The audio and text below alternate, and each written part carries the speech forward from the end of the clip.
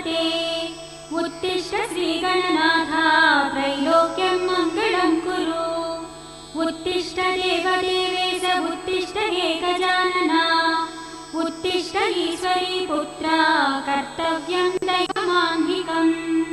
हे देवदेव करुणामय दिव्यरूपा। हे लम्बलोकजनसेवित पुण्यमूर्ते। हे पार्वती तनय पावन पारिजाता। विघ्नेश विश्वजन पूजित सुप्रभातम्। लम्बोदराख्य कमनीय कथाकलापा। हे विघ्ननाथ सुजनावन भक्तपोषा। हे लोकपाल सुमसेवित पादयुग्मा। विघ्नेश विश्वजन पूजित सुप्रभातम्। आनन्दरूपारुणोदय कान्तियुक्ता। व्यासादिदिव्यमुनिपूजित नव्यपादा। ब्रह्मादिदेव गणवन्दित वेदमूर्ते। विघ्नेश विश्वजन पूजित सुप्रभातम्। हे सुन्दरास्य गजभक्त गणेश स्वामिन्। हे भक्तपूज्य गणनाथ चतुर्भुजास्य। श्रीचन्दनादिसुमसेवित दिव्यदेहा। विघ्नेश विश्वजन पूजित सुप्रभातम्। बीजास्वरूप विविधोज्ज्वल कार्यरूपा। हे वेदबीज गणनायक गानलोला। हे भक्तपाल शरणागत पारिजाता। विघ्नेश विश्वजन पूजित सुप्रभातम्। हे मामहस्त घनमूषिक वाहनेशा। श्रीशूर्पकर्ण निज पाप विनाश हेतो। हे वक्रतुण्ड सुर पावन सूर्य तेजा। विघ्नेश विश्वजन पूजित सुप्रभातम्। हे सर्वपुत्र शरणागत पोषकार्या। श्रीकार रूप करुणाकर कल्पभुजा। ओंकार रूप शुभवारण वेशमूर्ते। विघ्नेश विश्वजन पूजित सुप्रभातम्। आराध्य देव चराचर विश्ववेद्या।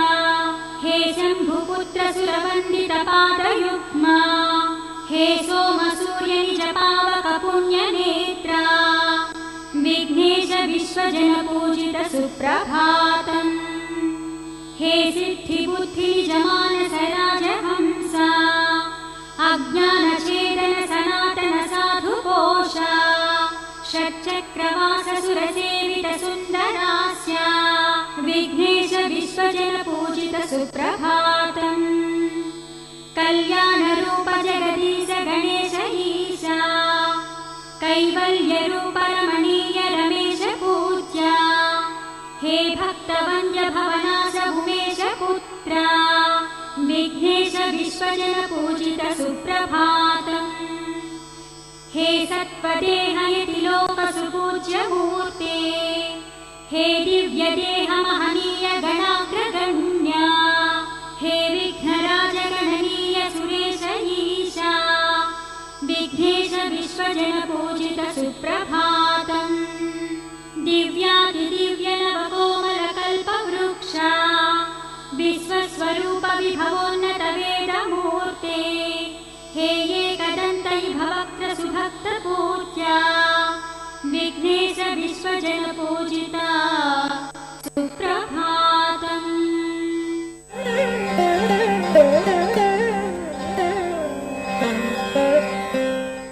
తమేవ కాంక్షమాణస్య.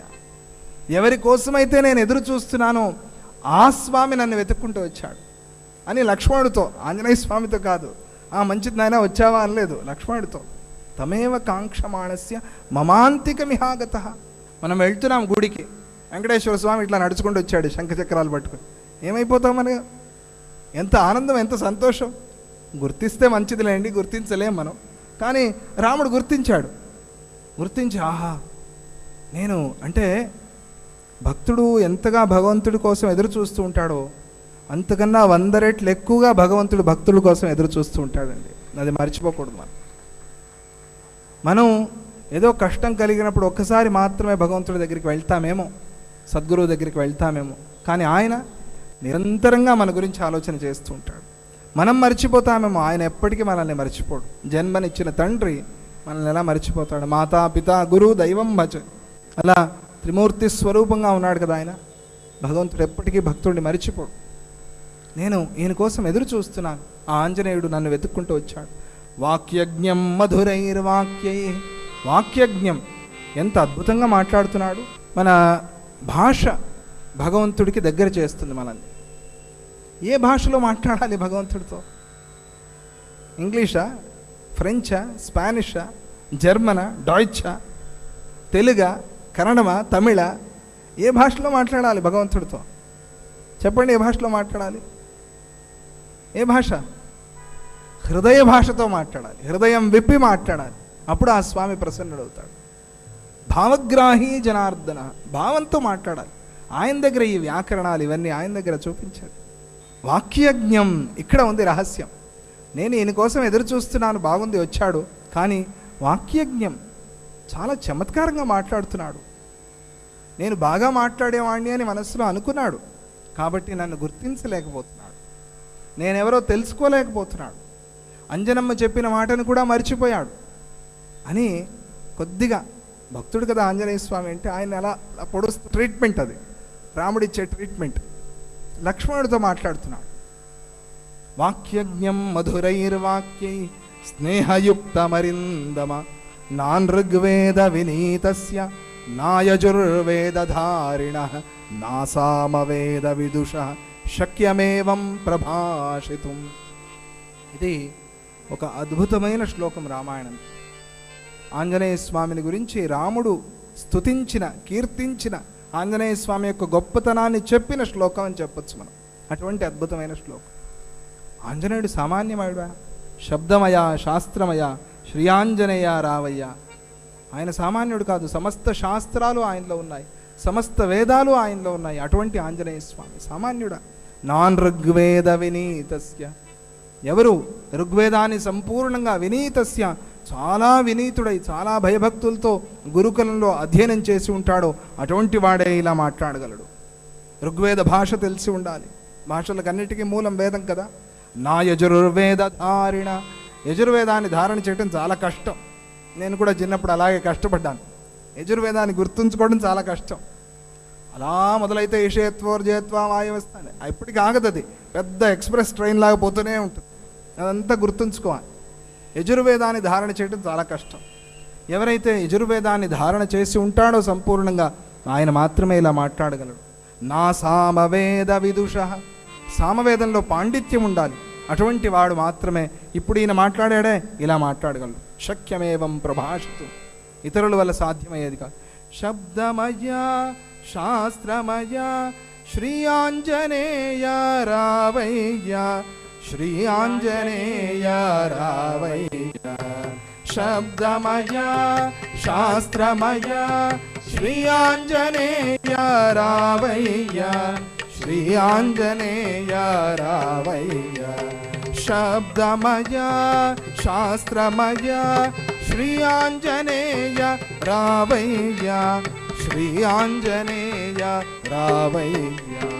శబ్దమయ శాస్త్రమయ శ్రీ ఆంజనేయ రావయ్య, శ్రీ ఆంజనేయ రావయ్య, శ్రీ ఆంజనేయ రావయ్య, శ్రీ ఆంజనేయ రావయ్య.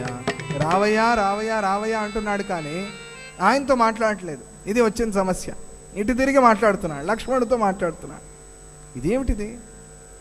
ఆంజనేయ స్వామి చూస్తున్నాడు, ఏమిటో చెప్తున్నాడు, వినిపించట్లేదు, గుసగుసా మాట్లాడుతున్నాడు, కానీ ఏదో తన గురించి చెప్తున్నాడని మాత్రం తెలుసు. ఇలా కొన్ని కొన్ని చేష్టలు ఉంటాయి కదా, అటువంటి చేష్టలు చేస్తూ వింటున్నాడు. చాలా కష్టంగా వినాలని చాలా మనస్సు, ఎవరు వచ్చిందెవరో తెలియదు, కష్టపడి అలా అలా వింటున్నాడు.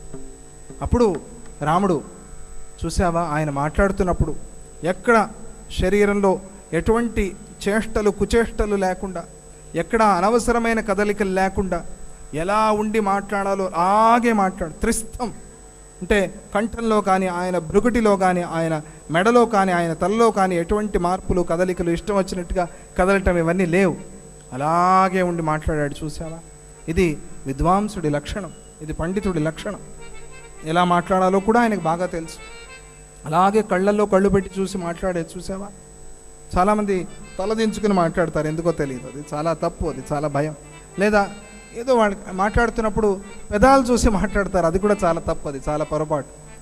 ఒకవేళ ఆడవాళ్ళని అలా చూస్తే అన్నిదా భావించి వాళ్ళు కొడతారు కూడా, అది చాలా పొరపాటు. అంటే వినిపించక కొంతమంది పెదవి చూస్తారేమో, అది ఏదో లోపం ఉంది, దాన్ని లోపం సరి చేసుకోవాలి.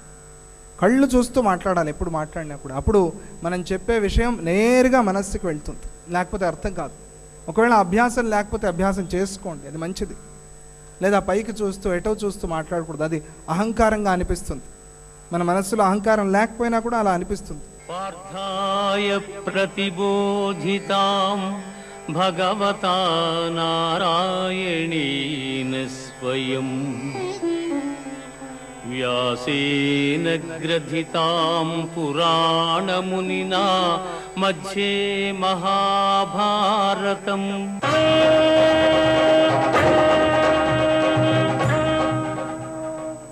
నమే పార్థాస్తి కర్తవ్యం త్రిషు లోకేషు కించన నానవాప్తమవాప్తవ్యం వర్త ఏవ చ కర్మణి. న మే పార్థాస్తి కర్తవ్యం త్రిషు లోకేషు కించన. అద్భుతమైన శ్లోకం. ఏ శ్లోకానికి ఆ శ్లోకమే అద్భుతం. దీంట్లో మరో విశేషం కూడా ఉంది. పరమేశ్వరుడైన కృష్ణుడు తనని గురించి తాను చెప్తూ, పార్థ ఓ అర్జునుడా, త్రిషులోకేషు కించన, ఈ ముల్లోకాలలో కూడా నా మే పార్థ అస్తి కర్తవ్యం, ఈ పని నువ్వు చెయ్యాలి అని నాకు నిర్దేశింపబడ్డది ఏదీ లేదు. లోకంలో ఎవరైనా ఫలాని పని నాకు ఉంది అని అంటే ఆ పనిని చేస్తారు. నన్ను ఆలోచించుకు చూడు. త్రిషు లోకేషు కించన, మూడు లోకాల్లో కూడా ఈ పని నువ్వు చెయ్యాలి అనే బాధ్యత నాకు ఏదీ లేదు. ననవాప్తం అవాప్తవ్యం. అవాప్తము అంటే పొందబడింది, అనవాప్తము అంటే పొందబడనిది. నా అనవాప్తం, నా చేత పొందబడనిదంటూ ఏదీ లేదు, అన్నీ నేను పొందున్నాను. అవాప్తవ్యం, అయ్యో ఇది పొందాలి నేను అని అనుకున్నది కూడా నా లేదు. నా చేత పొందబడనిది లేదు. నాకు ఇది కావాలి, నేను ఇది పొందితే బాగుండును అని అనుకున్న ఏదైనా ఉంటే అది లేదు. అయినా నేనేం చేస్తాను? వర్త ఏవ చ కర్మణి. అయినా నేను కర్మలోనే ఉంటాను తప్ప కర్మ చేయకుండా ఉండనే ఉండను. కృష్ణుడు అంటున్నాడు. లోకంలో చాలామంది ఓ పద్ధతి చేస్తారు. ఏదైనా పొందవలసి ఉంటే పూజ చేస్తారు, ఏదైనా పొందబడకుండా ఉంటే అది పొందాలి కాబట్టి దానికోసం పూజ చేస్తారు. పొందబడనిది లేదు కృష్ణునికి, పొందవలసింది లేదు కృష్ణుడికి, అయినా ఆయన కర్మని చేస్తూనే ఉన్నాను అంటున్నాడు. కాబట్టి గమనించుకోవాలి, ఎప్పుడూ కర్మని చేయడం అనేది మన విద్యుక్త ధర్మం అని అనుకోవాలి తప్ప, నాకు ఇప్పుడు ఏం అవసరం ఉంది, అన్నీ పొందేశాను, ఇంకా కావాల్సింది ఏం లేదు కాబట్టి నేను సంతృప్తితో ఉన్నాను కాబట్టి నాకు కర్మతో పని లేదు అనుకోకూడదు. ఖచ్చితంగా కర్మని చేయవలసిందే. లోకంలో చాలామంది పదవీ విశ్రాంతిని పొందాక, పదవీ విరమణ అనకూడదు. పదవీ విరమణ అంటే మనకి మనంగా విడిచిపెట్టేయడం, అది పదవీ విరమణ. పదవీ విశ్రాంతి అంటే నీకు 58 సంవత్సరాలు వచ్చాయి, లేదా 60 సంవత్సరాలు వచ్చాయి, లేదా 65 వచ్చాయి.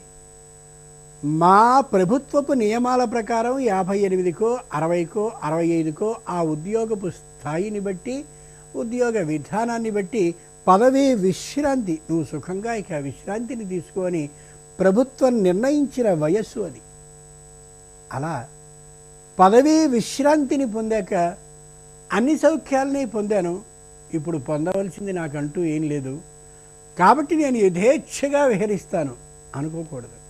వర్త ఏవచ కర్మణి, ఏదో ఒక పని యందు బుద్ధిని నిమగ్నం చేయాలి తప్ప పని ఏమీ లేకుండా ఎప్పుడు సాయంత్రం అవుతుందా, ఎప్పుడు పొద్దున అవుతుందా, ఎప్పుడు రాత్రి అవుతుందా అని ఎదురు చూడడం అన్నదే అది సరికాదు. ఎప్పుడూ పనిని చేస్తూ ఉండాలి, ఏదో ఒక పనిని చేస్తూ ఉండాలి.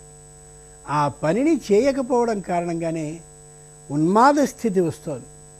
పనిని చేయని కారణంగానే ఇంట్లో వాళ్ళందరినీ ఇలా అలా అలా ఇలా దుర్విమర్శ చేసేటటువంటి అవసరం వస్తుంది. ఆ పని అనేది ఏదీ లేకపోయిన కారణంగానే కాలం విలువ తెలియడం లేదు వ్యక్తులకి. కాలంలో ఏది చేయాలో ఆ యథార్థం కూడా అర్థం కావటం లేదు వ్యక్తులకి. కాబట్టి ఏదో ఒక పని నీకు సంబంధించిన విద్యుక్త ధర్మాన్ని నెరవేరుస్తూ ఉండాలి. ప్రతినిత్యం పరమేశ్వరుడి గురించిన ఆరాధనని చేయకుండా ఉండనే కూడదని పరమేశ్వరుడు చెప్తూ దానికి ఉదాహరణగా తననే చెప్పుకుంటున్నాడు.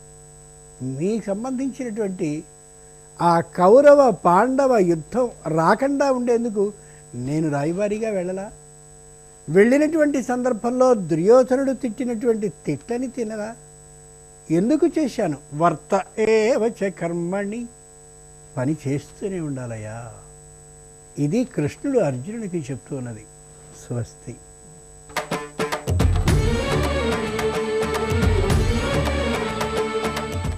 శివ కళ్యాణం కదా, శివుడు పార్వతీదేవి మెడలో తాళి కట్టేటటువంటి దృశ్యం. ఆ సమయంలో ఈయన తాళి కట్టడానికి దగ్గరికి వచ్చి చిరునవ్వు నవ్వి పిచ్చిపీనుగా ఎన్ని వేషాలు వేసినా ఉల్లి ఉల్లే మళ్ళీ మళ్ళీ అన్నాడు ఆయన. వెంటనే ఇవిడికి ఆశ్చర్యం కలిగింది. ప్రభు, నేను పర్వతరాజపుత్రిని పార్వతినంది. ఉషా, నీకు ఇంకా చిన్నతనం పోలేదు. మీ నాన్న ఒక మూర్ఖుడు, నువ్వు ఒక మూర్ఖురాలివి. పార్వతీదేవికి తెలియకముందే పక్కకెళ్ళు. తాళి కట్టే దృశ్యానికి అసలు పార్వతి వస్తుందిలే అనేలోపు అమ్మవారు అక్కడికి వచ్చేసింది. అమ్మ రాగానే యగాదిగా చూసి, ఉషా, నీవు రాత్రి కలలో ఒక పురుషుడితో కొడతావు, వాడి కోసమని నానాయాతంలో పడతావు, చివరికి వాడిని నీ చెలికత్తి ద్వారా తెప్పించుకుంటావు. ఆ తర్వాత నీ జీవితం 6 నెలల పాటు శోకమయమైపోతుంది, నీ భర్తకి దూరమై అలమటించిపోతావు అని శపించింది. శపించగానే వెంటనే కాళ్ళు పట్టుకుని, అమ్మ అంత శాపం ఇవ్వకమ్మా, ఏదో ఈశ్వరుడు అందంగా తెల్లగా ఉన్నాడు అనుకున్నాను తప్ప ఇంత కూడా వస్తుంది అనుకోలేదు, క్షమించమనగానే 6 నెలల తర్వాత మళ్ళీ తిరిగి నీ భర్తతో సుఖంగా వెడతావు. ఆ భర్త కూడా సామాన్యుడు కాదు, శ్రీకృష్ణ పరమాత్ముని మనుమడే నీకు భర్త అవుతాడు పొమ్మని ఆశీర్వదించింది మళ్ళీ అమ్మ. క్రమంగా కాలం మారిపోయింది, ద్వాపరయుగం వచ్చింది. శ్రీకృష్ణ పరమాత్ముడు ద్వారకానగర నిర్మాణం చేశాడు. ఆ నిర్మాణం అయిన తర్వాత రుక్మిణీదేవిని పెళ్లి చేసుకుని అందులో మకాం పెట్టాడు. రుక్మిణీదేవికి శ్రీకృష్ణ పరమాత్మకి మన్మధుడు స్వయంగా ప్రద్యుమ్నుడనే పేరుతో కొడుకుగా పుట్టాడు. అచ్చం కృష్ణుడిలో ఉండేవట్టండి ఆయన. తామరసాక్షు వంశమున దర్పకుడీశరు కంటి మంటలంతామును దగ్ధుడై పెదప తత్పరమేశుని దేహలబ్ధికై వేమరు నిష్ఠ చేసి హరివీర్యమునల్ ప్రభవించె రుక్మిణీ కామిని గర్భమందు అసుర ఖండను మారటమూర్తియోయనల్.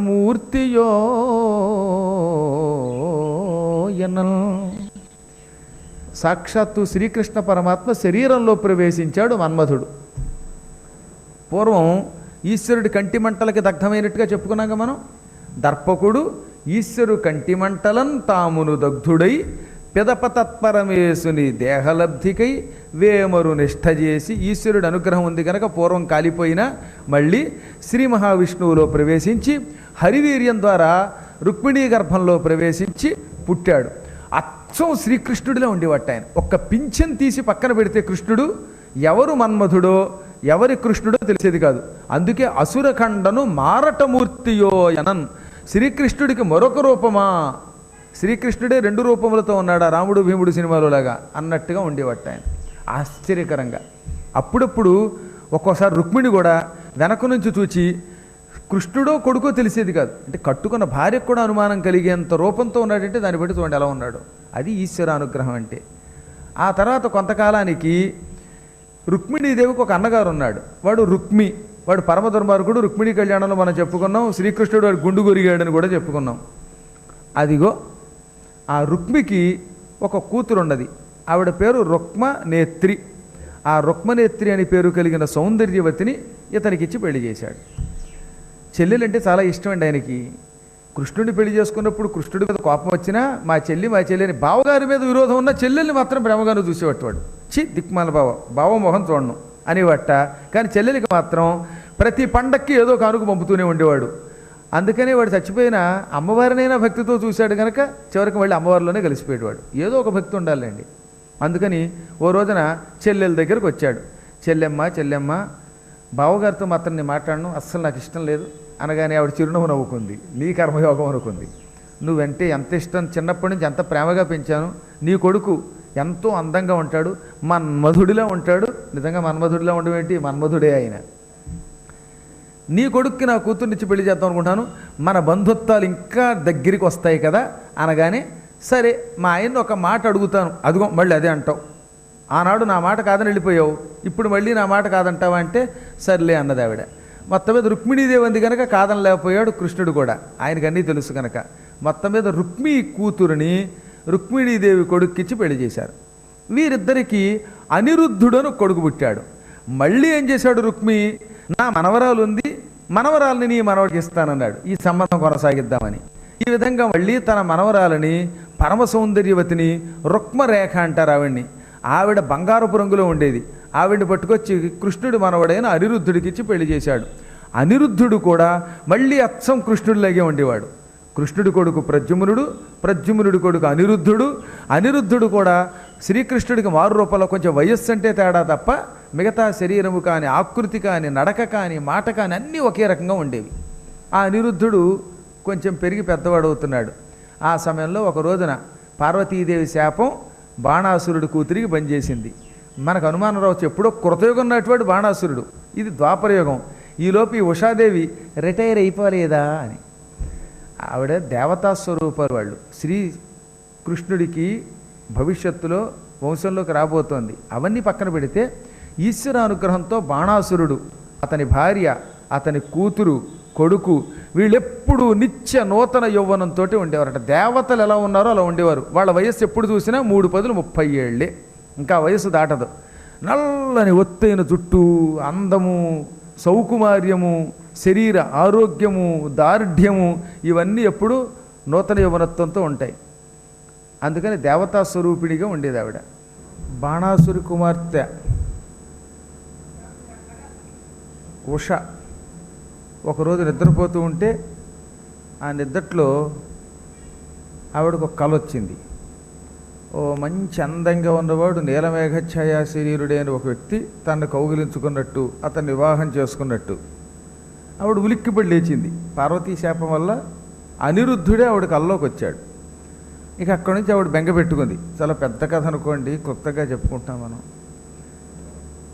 కలలో కనిపించిన ఆ సుందరాకారుణ్ణి వరించకపోతే ఇక శరీరం విడిచిపెట్టేస్తానని బెంగ పెట్టుకుంటే, అన్నం తినకుండా, మంచినీళ్లు తాగకుండా, ఎంతో పూర్వంలాగా తనతో మాట్లాడకుండా, ఆటలాడకుండా ఉన్న ఈ చెలికెత్తే మనస్సులో ఏదో తెలియని బాధ పట్టుకుంది అని గ్రహించి, బాణాసురుడి మంత్రి కుంభాండుడి కూతురు చిత్రరేఖ, అమ్మాయి ఈ మధ్య నీ మనస్సు అదో రకంగా ఉంది, మొత్తం మీద ప్రేమలో పడ్డామని మాత్రం తెలుస్తోంది, నీ కల్లో కనిపించిన వాడు ఎవడో, నీ కష్టం ఏమిటో నాకు చెప్పింది.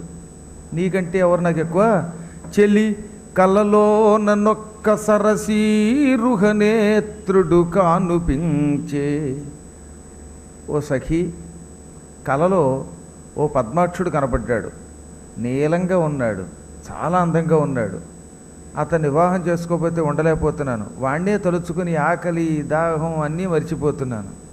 నువ్వు మహామహిమ కలిగిన దానివి, కుంభాండుడి ద్వారా అనేక మాయా విద్యలు నేర్చుకున్నావు, నీ మాయా విద్యలు ప్రయోగించి వాడు ఎవడో కాస్త తెలుసుకోలేవా అంటే, అయితే ఓ పని చేస్తాను, నేను కళ్ళు మూసుకుంటే నాకు ఎక్కడ ఏ మూల ఏ యువకుడు ఉన్నాడో తెలుస్తుంది, ప్రపంచంలో ఈ భూమండలంలో ఉన్న వాళ్ళందరినీ చిత్రీకరించి నీ ముందు నిలబెడతాను, ఆ బొమ్మల్లో నీ కాబోయే భర్త ఎవడో తెలుసుకో అంది. దానికి అలాంటి శక్తి ఉందిట.